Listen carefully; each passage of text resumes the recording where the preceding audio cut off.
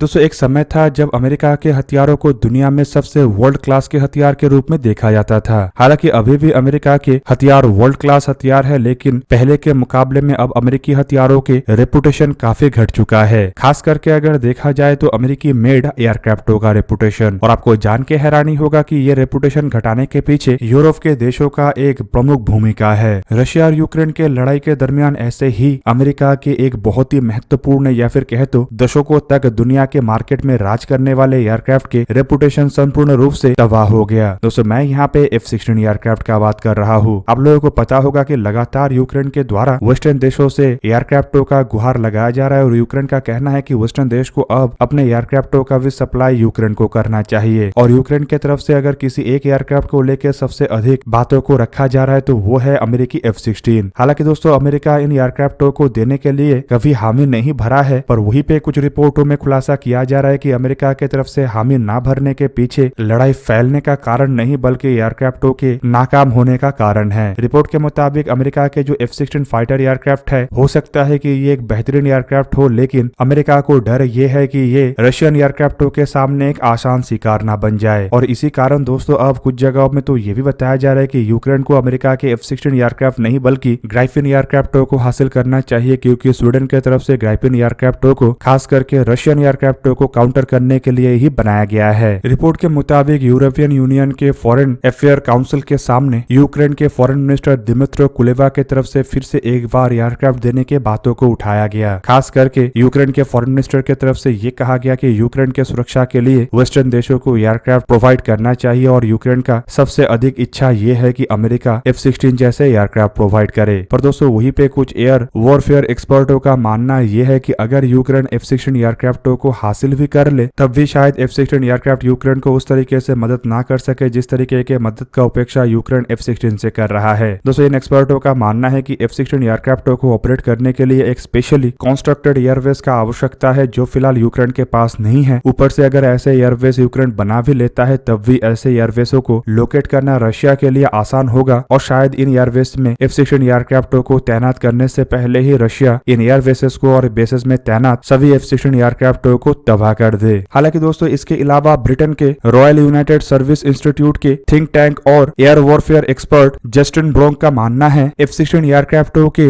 Knows के निचले हिस्से में एक बहुत बड़े आकार के एयर इनटेक को लगाया गया है, जो कि इंजन स्टार्ट होने के बाद लगभग आसपास के सभी चीजों को सोख लेता है और इसी कारण F-16 एयरक्राफ्टों को ऑपरेट करने के लिए क्लीन एयरवेस का आवश्यकता होता है। और दोस्तों इतने बड़े एयर इनटेक का इस्तेमाल F-16 एयरक्राफ्टों में इसीलिए किया गया है ताकि इसमें एक बेहतरीन थ्रस्ट टू वेट रेशियो मिल सके। ऊपर से उनका यह भी कहना है कि F-16 एयरक्राफ्टों में किसी भी तरीके का एक्स्ट्रा वेट नहीं डाला गया है, जिस कारण एयरक्राफ्टों को जब लैंड किया जाता है तब इसका वजन काफी कम हो जाता है और एयरक्राफ्टों के जो लैंडिंग गियर है वो भी काफी कमजोर है। जबकि उनके तरफ से ये भी बताया गया है कि रशिया और यूक्रेन में जिस तरीके के एयरक्राफ्टों का इस्तेमाल होता है वो क्लीन एयरवेस के लिए नहीं बनाया गया है, बल्कि उसमें एयर इनटेक से किसी भी फॉरेन ऑब्जेक्ट के एंट्री को रोकने के लिए उसमें सुविधाएं है। और यूक्रेन में ऐसा कोई भी एयरवेस नहीं है जो इतना क्लीन हो जहां से F-16 एयरक्राफ्टों को ऑपरेट किया जा सके। अब दोस्तों F-16 एयरक्राफ्टों में कोई एडिशनल वेट नहीं होने के कारण एक तरीके से अब इन एयर इनटेक को ऐसे फॉरेन पार्टिकल से बचाने के लिए भी इसमें कोई भी परत नहीं लगाया जा सकता। मतलब किसी भी तरीके से F-16 एयरक्राफ्टों को ऐसा नहीं बनाया जा सकता जो अनक्लीन एयरवेस में या फिर कहे तो लड़ाई क्षेत्र वाले एयरवेस में इस्तेमाल हो सके। दोस्तों ब्रोंक का ये भी कहना है कि अगर यूक्रेन की तरफ से ये सोचा जा रहा है कि एयरवेस को क्लीन किया जाए और एक ऐसे क्लीन और प्रिपेयर एयरबेस बनाया जाए जहां से F-16 एयरक्राफ्ट ऑपरेट कर सके, तो ये सोच को छोड़ देना चाहिए, क्योंकि रशिया के जो ग्राउंड बेस्ड सोर्सेस है और सैटेलाइट इंटेलिजेंस है वो तुरंत ही इसे कैच कर लेगा और रशिया को ये महसूस हो जाएगा कि इस एयरबेस से कुछ ना कुछ हो रहा है और कुछ भी ऑपरेशन को अंजाम देने से पहले रशिया की तरफ से एयरबेस को टारगेट बना लिया जाएगा। अब दोस्तों ये बात खाली एयर वॉरफेयर एक्सपर्टों का ही मानना नहीं है, बल्कि कुछ पूर्व F-16 पायलटों की तरफ से भी इसे कंफर्म किया गया है और बताया गया है कि किसी भी देश को ये F-16 फाइटर एयरक्राफ्ट इस्तेमाल करने से पहले अपने लिए एक क्लीन बेस बनाना अति आवश्यक है, जहां पे रनवे के ऊपर एक छोटा सा भी कंकड़ नहीं होना चाहिए। हालांकि अगर यूक्रेन अपने यूरोप के साथ लगे हुए बॉर्डर के रीजन में भी एयरबेसेस को क्लीन करता है तब भी ये रशिया के मार से बच नहीं सकता, क्योंकि रशिया के पास ऐसे कई सारे मिसाइल्स और हथियार है जो लंबे दूरी तक इवन कहे तो रशिया में ही रह के यूक्रेन के सभी पार्टों के ऊपर हमला कर सकता है। मतलब ये संभावनाएं तो काफी कम है कि यूक्रेन को F-16 एयरक्राफ्ट मिले, क्योंकि अगर अमेरिका यूक्रेन को F-16 एयरक्राफ्ट एयरक्राफ्ट देता है और ये लड़ाई में कोई भी सक्सेस हासिल करने से पहले ही तबाह हो जाता है तो अमेरिका के एयरक्राफ्टों के रेपुटेशन और गिरेगा। हालांकि दोस्तों अगर रनवे तबाह हो जाने के बाद ये एयरक्राफ्ट सबूत हालत में रशियन आर्मी के हाथ लग जाता है तो ये अमेरिका के लिए दोहरा झटका होगा, क्योंकि ऐसे एयरक्राफ्ट रशिया के हाथ लगने पे रशिया इन एयरक्राफ्टों को कैसे काउंटर किया जा सके उसके पद्धति को भी बना सकेगा और ऊपर से इन एयरक्राफ्टों में इस्तेमाल होने वाले कंपोनेंटों को अगर रशिया जांच ले तो रशिया अपने खुद के एयरक्राफ्टों को और मजबूत बना सकेगा। अब दोस्तों F-16 एयरक्राफ्टों के संभावनाएं तो यूक्रेन के लिए ना के बराबर है, तो वहीं पे कुछ एक्सपर्टों के तरफ से यूक्रेन को ये भी सजेशन किया जा रहा है कि F-16 एयरक्राफ्टों का प्रस्ताव को छोड़ के यूक्रेन को ग्राइपिन जैसे एयरक्राफ्टों का प्रस्ताव रखना चाहिए। अब दोस्तों ग्राइपिन एयरक्राफ्टों का बात इसलिए कहा जा रहा है क्योंकि एक्सपर्टों का मानना है कि ग्राइपिन एयरक्राफ्टों को स्वीडन की तरफ से इस तरीके से बनाया गया है कि ये हवा में रशिया के सुखोई 35 जैसे एयरक्राफ्टों को काउंटर कर सके। और दोस्तों स्वीडन ग्राइपिन एयरक्राफ्टों को रशियन खतरे को काउंटर करने के लिए ही बनाया था। दूसरी तरफ ग्राइपिन एयरक्राफ्टों के कुछ ऐसे फीचर है जो इन एयरक्राफ्टों को हवा में एक परफेक्ट एयरक्राफ्ट बनाता है, जबकि इन एयरक्राफ्टों को स्वीडन की तरफ से ऐसे बनाया गया है कि ये एयरवेज के अलावा हाईवे के ऊपर भी ऑपरेट कर सके। मतलब ग्राइपिन एयरक्राफ्टों को ऑपरेट करने के लिए संपूर्ण क्लीन एयर बेसिस का आवश्यकता नहीं है और यूक्रेन के पास जो टूटा फूटा एयरवेज और रनवे है वहां से भी ग्राइपिन एयरक्राफ्ट इस्तेमाल हो सकेगा और यूक्रेन अगर अपने कुछ हाईवेज को भी एयरफील्ड में या रनवे में कन्वर्ट कर सकता है तो वहां से भी ग्राइपिन एयरक्राफ्ट आसानी से ऑपरेट हो सकेगा। और दूसरी तरफ अगर देखा जाए तो ग्राइपिन एयरक्राफ्ट यूरोप के ही देश की तरफ से बनाया गया है। मतलब इन एयरक्राफ्टों को रिपेयर और इन एयरक्राफ्टों के मेंटेनेंस भी काफी आसान होगा और लड़ाई में अगर एयरक्राफ्ट क्षतिग्रस्त होता भी है तो इसे आसानी से यूक्रेन अपने पड़ोसी देशों तक पहुंचा सकेगा, जहां पे इन एयरक्राफ्टों के मेंटेनेंस और रिपेयर के काम को अंजाम दिया जा सकेगा। पर दोस्तों यहाँ पे बात यह है कि स्वीडन क्या ऐसे सिचुएशन में ग्राइपिन जैसे एयरक्राफ्टों को देके कोई रिस्क उठाना चाहेगा। हालांकि दोस्तों यूरोप के अंदर ये भी चर्चा हो रहा है कि अमेरिकन ओरिजिन नहीं बल्कि यूरोपियन ओरिजिन के एयरक्राफ्टों को यूक्रेन को प्रोवाइड किया जाए, जिनमें मिराज 2000 जैसे एयरक्राफ्टों का भी जिक्र काफी बार किया गया है। और कुछ जगहों में तो यह भी बताया जा रहा है कि फ्रांस के तरफ से यूक्रेन को मिराज 2000 एयरक्राफ्ट देने को लेकर भी हामी भरा गया है और फ्रांस ऑलरेडी रिटायर किया गया मिराज 2000 एयरक्राफ्टों को देने के लिए एक तरीके से तैयार भी है। दोस्तों दूसरी तरफ अगर मिराज 2000 एयरक्राफ्टों को देखा जाए तो भारत की तरफ से भी इन एयरक्राफ्टों को कई बार हाईवे के ऊपर लैंड किया गया है, जिसका सिंपल मतलब यह है कि मिराज 2000 एयरक्राफ्ट भी बिना प्रिपरेशन के किसी भी एयरफील्ड से और किसी भी अनक्लीन एयरफील्ड से ऑपरेट कर सकता है। अब दोस्तों ऐसे में एयरक्राफ्टों को देना तो कोई बड़ा बात नहीं है, लेकिन इसके जो आफ्टरमेथ मतलब एयरक्राफ्ट देने के बाद जो परिणाम हो सकता है वो यूरोप के देशों को चिंता में डाल रहा है। बेसिकली कुछ यूरोप के देश इस बात से डरा हुआ है कि अगर ऐसे ऑफेंसिव हथियार यूक्रेन को दिया जाता है जिसका इस्तेमाल यूक्रेन करके रशिया को बड़ा नुकसान पहुंचाया तो शायद ये लड़ाई यूक्रेन और रशिया तक सीमित ना रहे बल्कि ये रशिया और यूरोप के देशों तक फैल जाए। हालांकि दोस्तों इसके बाद नेटो को भी हस्तक्षेप करने का आवश्यकता पड़ेगा और नेटो का मतलब है अमेरिका। मतलब ये लड़ाई एक तरीके से विश्व युद्ध में परिवर्तित हो सकता है। जबकि अगर दूसरी तरफ देखा जाए तो यूक्रेन को अगर ऐसे एयरक्राफ्टों का सप्लाई भी किया जाता है तो यूक्रेन को खाली एयरक्राफ्ट नहीं बल्कि एयरक्राफ्टों से इस्तेमाल होने वाले हथियारों का भी जरूरत पड़ेगा जो फिलहाल यूक्रेन के पास नहीं है। और खाली हथियार नहीं बल्कि यूक्रेन को एयरक्राफ्टों को फ्लाई करने के लिए पायलटों का भी आवश्यकता पड़ेगा और यूक्रेन के पायलट फिलहाल ऐसे वेस्टर्न देशों के एयरक्राफ्टों को फ्लाई नहीं कर सकते। मतलब एयरक्राफ्ट देने से पहले ट्रेनिंग देना पड़ेगा और दोस्तों ये छुप छुपा के नहीं हो सकता। और ऐसा काम शुरू करने के बाद रशिया को अगर अपने इंटेलिजेंस सोर्सेस के द्वारा इसके बारे में जानकारी लगता है तो रशिया इस मंसूबे को ध्वस्त करने के लिए कोई बड़ा एक्शन ले सकता है जो यूक्रेन के लिए और नुकसानदायक होगा।